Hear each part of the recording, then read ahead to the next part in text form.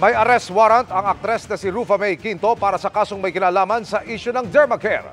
Ang parehong kumpanya na nag-ugat ng pagkakakulong ng isa pang aktres na si Neri Naig Miranda. Kinumpirma yan ng kanyang abogadong si Attorney Mary Louise Reyes. Naharap daw ang aktres sa 14 counts ng paglabag sa Securities Regulations Code. Paglilinaw ng kanyang kampo, hindi naharap ang aktres sa non-bailable kasong large-scale estafa. Naharapin daw ng kanyang kliyente ang kaso. Gate pa ng abogado ng aktres, biktima rin si Rufa May sa issue. Pag-iisipan daw nila kung maghahain sila ng kaso. Prioridad nila na maglagak ng piyansa at malinis ang pangalan ng aktres.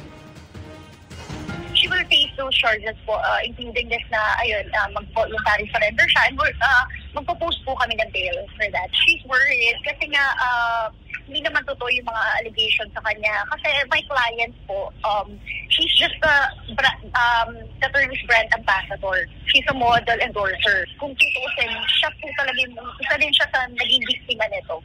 Hindi siya yung naging biktima ng pang-i-scam, but she was a victim in a sense na kinuha siyang model endorser. Hindi sa kanya nakapagbayad ng down payment.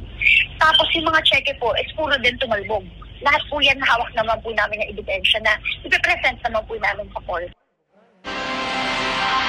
Patuloy po naming sinusubukang makuha ang payag ng Dermacare kaugnay sa issue.